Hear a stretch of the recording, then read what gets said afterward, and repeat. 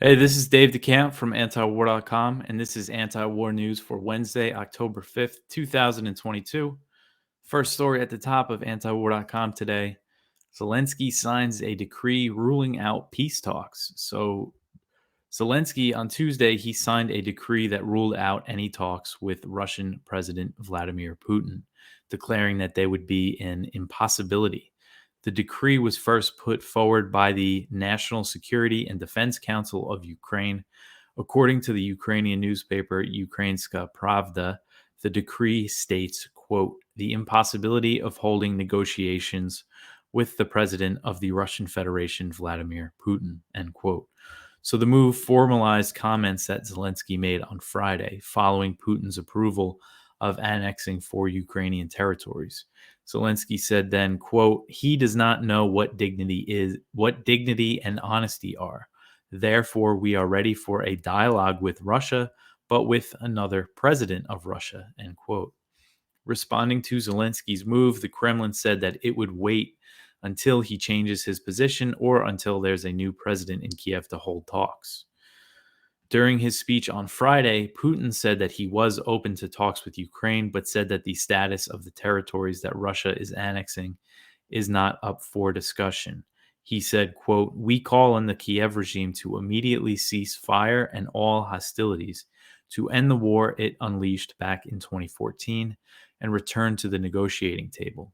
We are ready for this, as we have said more than once, but the choice of the people in Donetsk, Luhansk, Zaporizhia, and Kurdistan will not be discussed, end quote.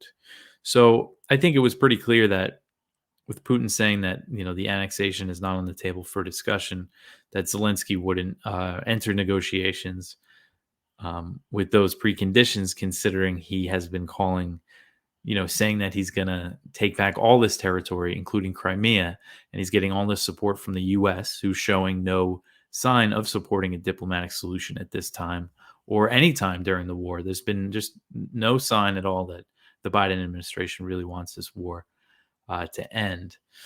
And now, you talk about what Ukraine is losing. If they negotiated earlier in the war, it wouldn't have been as much because there was a peace deal on the table at the end of March after in-person talks between Russian and Ukrainian officials in Istanbul. And according to multiple reports, and Putin himself said this, that it looked like it was something both sides could agree to, but it ultimately fell apart.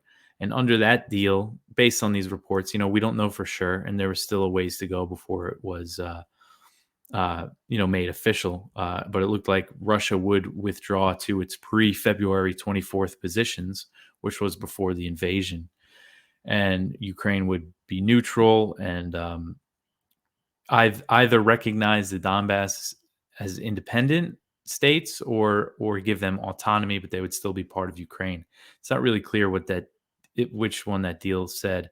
But as the war went on, now Ukraine is losing Donetsk, Luhansk, Zaporizhia, and Kherson, and if the war continues, I think there's a chance that they could lose more. That Russia might make a move for Odessa. I mean, we don't know, but I think there's a good chance that could happen. I mean, Russia still doesn't control all of these regions, and that's what it's going to focus on now, specifically Donetsk. But again, as the war goes on, Ukraine's going to lose more, and Ukrainians and Russians are more of them are going to die. So this, we knew really that there was not going to be any peace talks anytime soon, but this seems to solidify it. Speaking of peace talks and peace plans, this is from Kyle Anzelon at the Libertarian Institute. And the Russian government responded positively to Elon Musk's Twitter peace plan, which I went over yesterday. He said he floated this idea for a plan that would redo the referendums in the regions that Russia is annexing under UN supervision, and Russia would leave if that's the will of the people. Crimea formally becomes part of Russia. Water supply to Crimea is assured, and Ukraine remains neutral.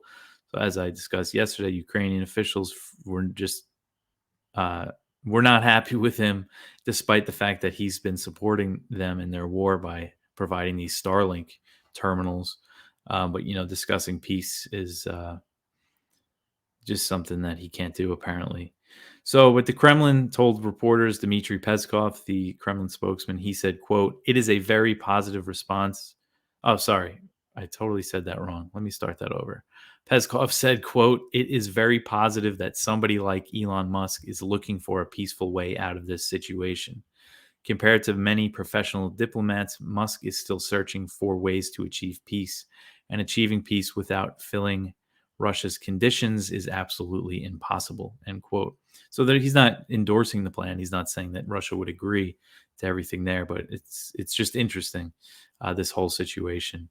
And of course, Musk has come under just a ton of criticism, not just from Ukrainian officials, but from Western supporters of Ukraine. Max Boot, the Washington Post columnist, accused Musk of spreading Russian propaganda, of course. All right. So the next one here, President Biden, in a phone call with Zelensky, he detailed a new $625 million arms package for Ukraine. And this arms package includes more of the HIMARS rocket launch systems, howitzers, anti-tank mines, and a ton of other stuff. According to the Pentagon, it includes 4 HIMARS, and that's the launchers, the HIMARS launchers, and associated ammunition, 16 howitzers, and lots of rounds for them, 500 precision guided rounds for these 155 millimeter howitzers, 1,000 rounds of remote anti armor mines, more howitzers, 105 millimeter howitzers, mortar rounds, just all sorts of stuff here. Rounds of small arms ammunition, obstacle emplacement equipment, and Claymore anti-personnel munitions. So the new HIMARS launchers that they're sending will bring the total number of launchers sent to Ukraine to 20. Now, Russia said that it's destroyed some of these U.S. provided HIMARS in missile strikes, but it's not clear how many, as Ukraine always denies the claim. So it's just impossible to know. The U.S. recently pledged to give Ukraine another 18 HIMARS, but that is being done through the Ukraine Security Assistance Initiative, and that allows the U.S. government to purchase weapons for Kiev. But by doing it by that, it could take a few years to deliver these weapons because they have to enter contracts. They might even need to be manufactured. But they promised them 18 HIMARS through that. So that would bring the total, if those are ever delivered, to 38. Now, the new $625 million arms package is being provided through the Presidential Drawdown Authority, which allows Biden to send arms to Ukraine directly from U.S. military stockpiles. A stopgap funding bill that Biden signed into law last week, it included $3.7 billion for this authority. It also included $12.3 billion for other military and economic aid for Ukraine, bringing total U.S. spending on the war to about $67.5 billion, a number that's higher than Russia's entire military budget for 2021. I know I've been saying that a lot, but it's just an important fact to really hammer, I think. During his call with Zelensky, Biden said that the U.S. is ready to impose severe costs on anybody that supports Russia's annexation of Russian-controlled territory in Ukraine. So the HIMARS that the U.S. is providing Ukraine, they're still equipped with munitions that have a range of about 50 miles. Ukraine wants longer range missiles, as we've gone over a lot, that hit up targets up to 190 miles away. But so far, the U.S. has not obliged, because they could potentially send them at any time. Because the way this drawdown authority works is Congress, approves it. And so Biden can now pretty much, from how I understand it, take any weapon from the U.S. military stockpile. I mean, even fighter jets and tanks and stuff like that, and just send them to Ukraine with no congressional oversight. And he's actually under pressure from Congress to send these longer range weapons. But that would just be another major escalation. And I went over yesterday that Ukraine is reportedly offering to give the U.S. targeting control to ease its concerns with these long-range missiles, and that would really increase the U.S. cooperation in the battle planning, intelligence sharing, that nature of their support for Ukraine, which is very significant. I mean, they war gamed some of their counteroffensives before they launched them. They're giving them advice, and it's just they're doing everything short of having soldiers on the ground fighting and dying. It's the Ukrainians that are still doing that. We know that there's CIA on the ground in Ukraine and special operations forces from several U.S. European allies, including the UK. So, anyway, the next story here. The British Defense Secretary says Putin is a gift to NATO. So this is Ben Wallace. He's the British Defense Secretary. He said at this conference on Tuesday, the Warsaw Security Forum, that Putin is a gift to NATO. And because the war in Ukraine has made many of the alliance's members make plans to increase military spending. So according to AP, they kind of paraphrased what he said.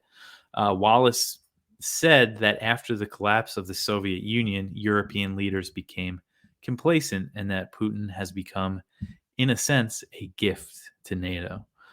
Wallace said Putin serves as a pantomime villain who reminded Europe that there is, quote, really somebody out there who really, really wants to not only challenge us, but wants to inflict violence, end quote.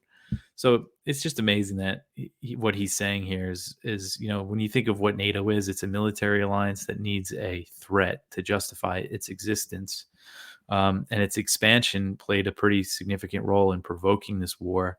And now they're all happy about it because it means that they can grow. They're trying to absorb Sweden and Finland, and that their members could spend more on military, something NATO's really been pushing for. NATO's been pushing for its European members to increase their military spending to at least 2% of their GDP. And not many alliance members have met that goal. But since this war, the current war in Ukraine started on February 24th. I say current war because the war in the Donbass was going on from 2014 until February 24th, until the invasion. But NATO countries, they're now announcing plans to invest more in their militaries. And Wallace said that there's a consensus among European leaders that they have not been spending enough. Britain has announced a plan to increase its military spending to 3% of its GDP over the next few years, while Germany's government recently announced to spend $107 billion over the next 5 years, $107 billion increase over the next 5 years to bring the country's military spending to over 2% of its GDP. The U.S., in 2021, according to these figures that I saw, spent about 3.5% of its GDP on its military. And who knows if that takes into account, the spending on intelligence agencies and the other types of military spending that's not factored into the Pentagon budget. But now U.S. and other Western arms makers, they're set to cash in on this. This is just another example of how the arms industry is profiting off of this war because Europe is spending more on its military. And another aspect of it is that many former Soviet states are looking to phase out their Russian-made equipment for NATO armaments. And the Biden administration is handing out some military aid to these countries that can be used to purchase U.S. weapons. They give them money that they can use. It's like a gift certificate for Boeing and Raytheon and stuff. But anyway, I got to mention that it's our fundraiser, and today we have a very cool endorsement. Noam Chomsky actually wrote a letter for us that we published in the Viewpoint section. We have an excerpt from it at the top of the page. We saw recently somebody brought to our attention that he mentioned us, antiwar.com, in a webinar that he was speaking at and said we were a very reliable source of information. So we dropped him a line and he said he would write us a letter, a fundraising letter, which is pretty awesome. So I just want to read this excerpt from what he wrote here. He said, antiwar.com has been almost alone in regularly providing essential information about these critical matters. Media censorship and one-sided narratives prevail in the Western world, but are especially bad in the United States. Antiwar.com stands as a critically significant exception. I read antiwar.com regularly because it has served as a reliable source for news on a daily basis, independent and unfiltered. I hope you will join me in supporting this unflinching source for truth. So yeah, go check that out and listen to him, donate. It's pretty cool because, he mentioned some specific in what he wrote, some specific stories that I covered. So it's just cool to know that he reads me, it's pretty uh, amazing, I think. And we have a lot of prominent people that use us a lot, that rely on us as a resource. I mean, Ron Paul, they're always quoting us on their daily Liberty Report. That's the daily show that Ron Paul and Dan McAdams do each day. And Caitlin Johnstone, for instance, and she's writing, she often uses my articles and quotes us. And I shouldn't just say me. All of our great writers are always being cited by all these people. So that's the reason why you should help support us, because we're not just a good place to keep up with the news, but we serve as a very good resource for journalists and researchers and other writers and every independent media people. So yeah, it's exciting, and you should be a part of it. And you can be a part of it by donating. Go to antiwar.com/donate to do that. But anyway, back to the news, because I still got a lot of stuff to go over here. Gazprom, the Russian state gas company, says that undamaged Nord Stream 2 line could ship gas to Europe. So Russia's Gazprom said on Monday that it could potentially ship gas to Europe via this undamaged line on the Nord Stream 2 pipeline. Nord Stream 2 is the one that has never made deliveries to Europe. Berlin paused it around the time Russia invaded Ukraine. It was on February 22nd, they paused it. But both pipelines, as we've covered a lot, came under attack last week, and explosions caused major leaks that Gazprom said had stopped by Monday. Nord Stream 1 and Nord Stream 2, both of these each have a pair of lines. And Gazprom said that both lines in Nord Stream 1 were damaged, but only one line in Nord Stream 2 was damaged. So there's one that is potentially operational. And they're saying, if Europe's ready to accept gas through this line, we can pump it. And this could really give Germany and other European countries that rely on Russian gas some relief from the energy crisis, because right now these pipelines aren't running at all. Other shipments have been disrupted. But this move, I mean, I think it probably wouldn't be approved by the EU, because they're preparing new sanctions on Russia, despite the soaring energy prices that Europeans are facing. Europeans are really bearing the brunt of the sanctions backfiring on the West, and their leaders don't seem very concerned. The U.S. has long opposed Nord Stream 2, so the U.S. would probably be against it as well, and tried to stop the pipeline with sanctions. They failed to stop its construction, but again, it was paused around the time Russia invaded. And Blinken said on Friday that these explosions provide a tremendous opportunity to wean Europe off Russian gas. So at this point, there's still no evidence. There's no evidence that shows that the U.S. was involved in the Nord Stream sabotage, but there's definitely reasons to suspect Washington, and it's not a baseless conspiracy theory, as AP has said. Before, I just mentioned here, before Russia invaded, Biden and Victoria Nuland both kind of issued threats against the pipeline, saying that they would, one way or another, I think was how Nuland put it, pipeline would come to an end. And there's other evidence that I've been covering. Not evidence, but reason to suspect the U.S. All right, the next one here. This is from Kyle again at the Libertarian Institute. South Korea and the U.S. fire missiles in show of force to North Korea. So Washington and Seoul once again escalated military activity on the Korean Peninsula by firing 4 missiles and carrying out precision bombing drills. Under Biden, the U.S. has attempted to use displays of military force to get North Korea to give up its nuclear weapons. But so far, it hasn't worked, and North Korea has just been launching a lot of ballistic missiles tests. This is a normal thing, a regular thing, again, after years of it not really happening. And so this came after North Korea launched a missile that flew over Japanese territory, and it caused Japan to tell its citizens to take shelter. It's the first time that happened since 2017.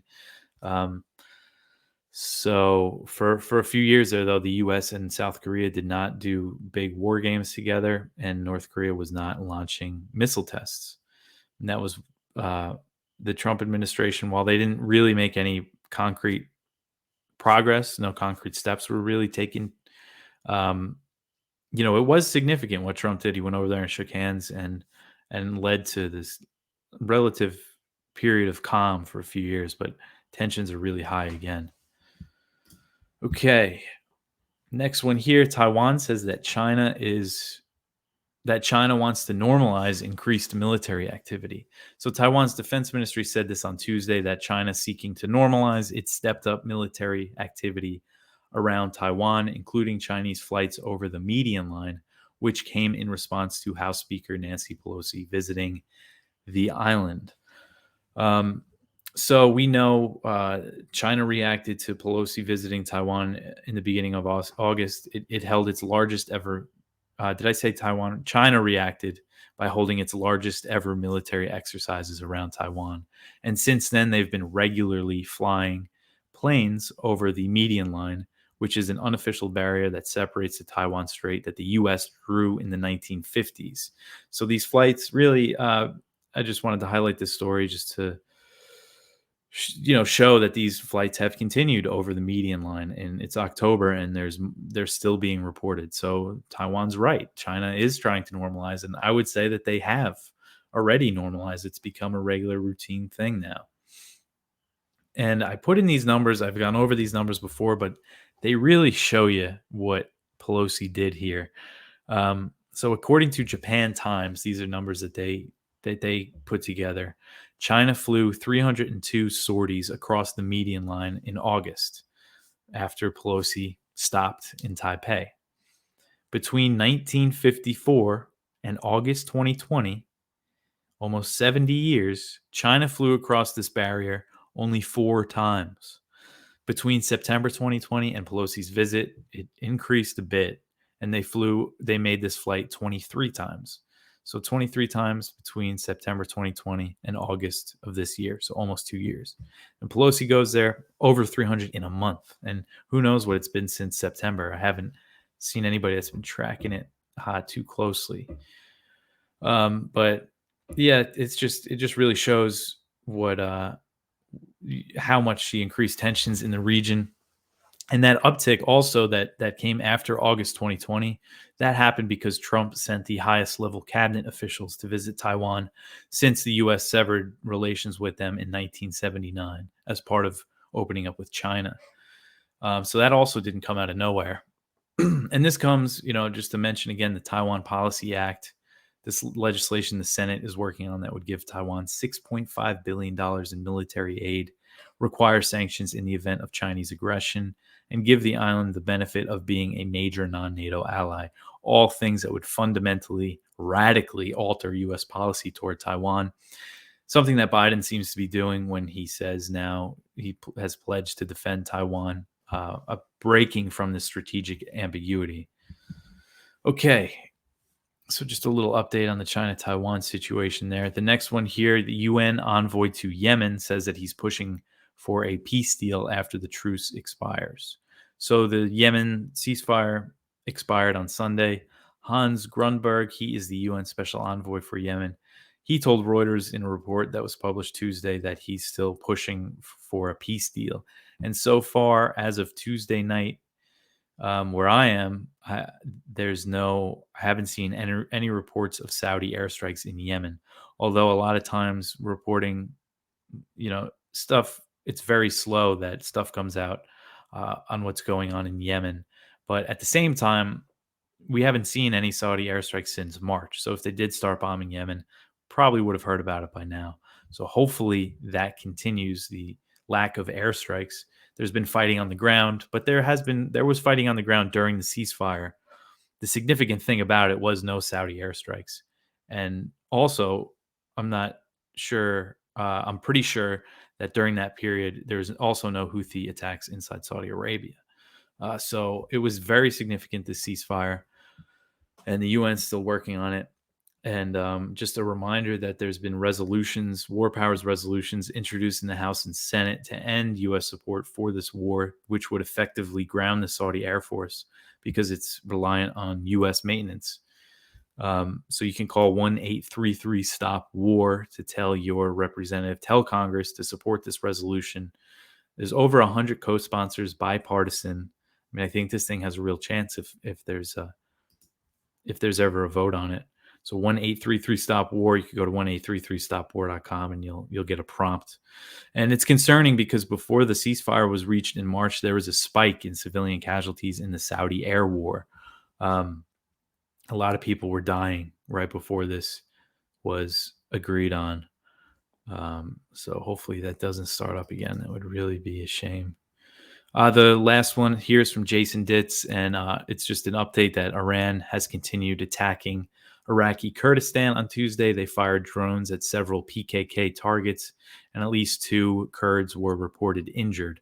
So this is a response to the protests inside Iran. They're accusing these Kurdish elements of supporting them. At least that's what it seems like.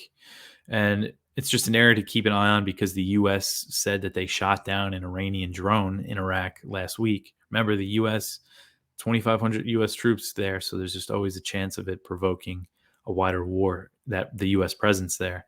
And but you don't hear much, really you hear a lot about the protests in Iran, but you don't hear too much about their strikes in Iraq. Okay, so that's it for the news for today. So again, go check out that letter from Chomsky. It's very cool. And we also have some other great viewpoints, including one from Ted Galen Carpenter about the global South's revolt against Biden's Russia policy. But I just want to let everybody know again, this Saturday at the Department of Justice in Washington, D.C., I will be speaking alongside a number of just incredible speakers. The lineup is pretty amazing, which I'll show you in a minute. But I just want to tell you, so if you're not in the DC area or if you can't travel, there's protests in other cities. London is really the big one. I mean, people are going to surround British Parliament for Julian Assange, which is really amazing. So hopefully a lot of people turn out to that. That's at 1 p.m. London time. Melbourne, Australia. So you could go to this website, handsoffasange.com, that the organizers set up, and it gives you all information about it and including where the protests are. So there's one in Melbourne, Australia, in Denver, where Kyle Anzalone, our opinion editor, and he writes for us and the Libertarian Institute. I'm always going over his articles there. He's going to be speaking at that. There's going to be one in San Francisco, Tulsa, Wellington, New Zealand, outside of New Zealand's parliament, which is very cool. Ottawa, Canada, Rio de Janeiro in Brazil, Seattle, Bendigo, which is, I should know this because my wife's Australian. That's Australia, I think. And yeah, that's Australia. Hamburg, Germany, Paris, France, Mexico City, the Mexican president, Lopez Obrador, he's very outspoken in his support for Assange. He's been pressuring the U.S. government to drop the extradition. Victoria, Toronto, Pretoria, South Africa, Byron Bay, again in Australia, which is good to see Australians coming out for one of their own. Minneapolis, and also in Italy. So a lot of protests. Go check that out. Go to handsoffasange.com to see the speaker list of the Washington, D.C. event. Ben Cohen, Chip Gibbons, Chris Hedges, myself, Dan Cohen, Eliza Blue, Esther Aviram, Garland Nixon, James Bovard, Jill Stein, Joe Loria, John Kuriakou, John Stasevich, Kevin Gastola, Marsha Coleman Adbeo, Reverend Annie Chambers, Randy Credico, Scott Ritter, Sabrina Salvata, and Steven Donziger. So that's a pretty stacked lineup. But anyway, go to that. But that's it for the show. I'll be back tomorrow with some more news. Thanks for listening.